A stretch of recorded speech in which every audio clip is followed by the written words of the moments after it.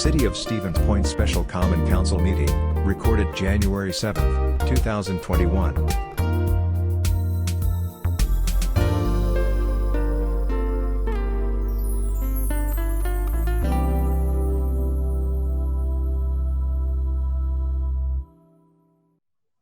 Okay, well, we have a quorum and this is going to be very quick, I think. It is noon, so I will call the Special Common Council meeting to order.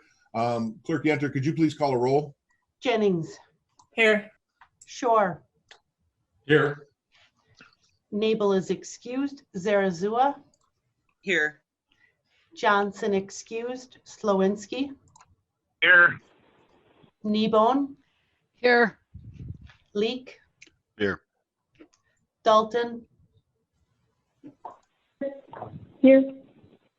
Fischler. Here. Morrow. I'm not sure if he's on yet or not. No, he is not. But we do have 8, and that is a quorum, so we will continue. The only thing we have to discuss today, as I mentioned, the filing deadline for the spring election was Tuesday at 5 o'clock. The state tells us that if there are more than 3 candidates for any given position, we have the option to hold a primary in February or not, and that's the council decision. But we have to make that decision at least 24 hours after the deadline to give time to get everybody certified, and within 72 hours of the deadline. So I appreciate you meeting today to discuss that. We do have 3 candidates in the 9th district that have all been certified as candidates. And this body needs to determine whether or not we will hold a primary in February. Clerk Yenter, there is already a primary in February, is that correct? That is correct. And what office is that for? State Superintendent of Public Instruction. Okay, so there is an additional cost to have city ballots printed.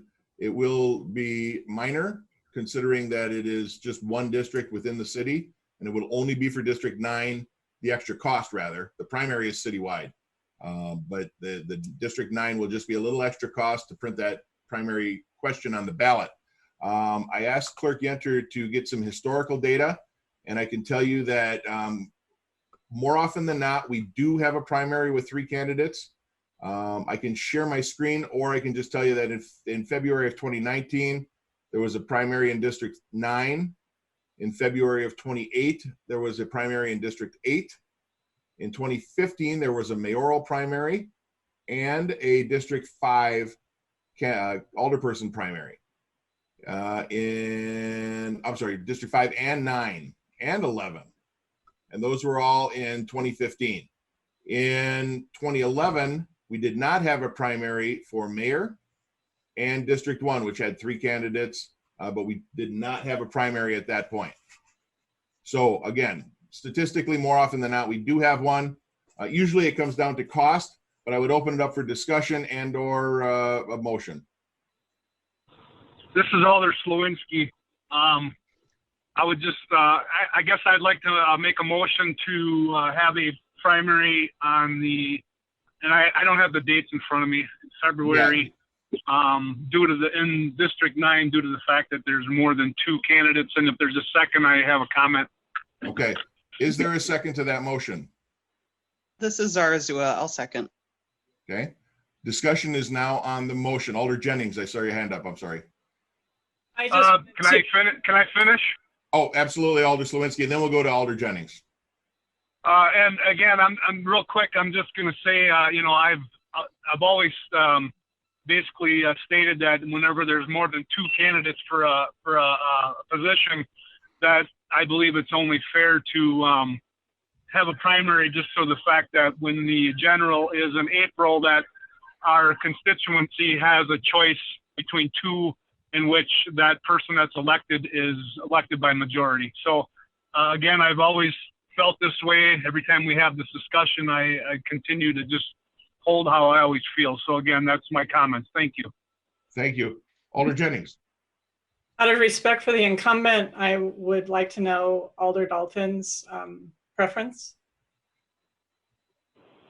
I don't have a preference, and I was going to ask Clerk Yenter to clarify that it's only necessary to win by a plurality, so in the choice that we didn't do a primary and there's 3 candidates, as Alder Slowinski alluded to, there could be an instance where someone wins by not a majority.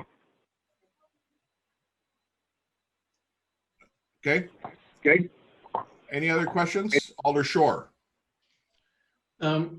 Yeah, just a couple quick comments.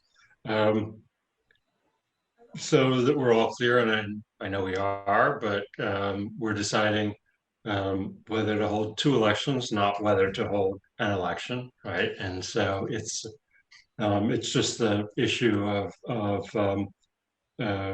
whether to whittle down to 2 elections so that ultimately it's won by a majority. I mean, this is a judgment call, I think, on which people can disagree. I do remember my own position the last time. I know Alder Slowinski, has this principal position about giving an opportunity, every opportunity to vote. For me,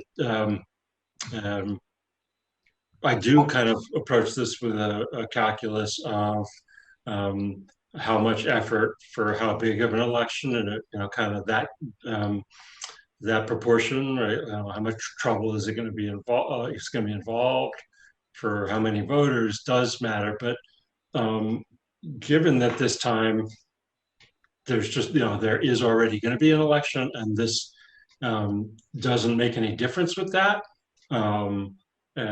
Where I did the last time oppose a primary, I would be ready to support this one. Thanks. Thank you. Any other final comments? Hearing none, the motion is to have a runoff or a primary election in February. If you are in favor, you'll vote yes. If you are opposed, you'll vote no. And I'll ask Clerk Yenter to call the roll, please. Jennings, Aye. Shore, Aye. Nabel is excused, Zarazua, Aye. Johnson excused, Slowinski, Aye. Kneebone, Aye. Leek. Aye. Dalton, Aye. Fischler. And Morrow is absent. Okay, great. By unanimous consent, there will be a runoff election. Carrie, do you have the date handy? February 16th. February 16th, there will be a primary in District 9 only for alderperson. Statewide, of course, for the superintendent. Thank you all very much for taking the time to join us today. And with that, our agenda is exhausted and we are adjourned. Thank you.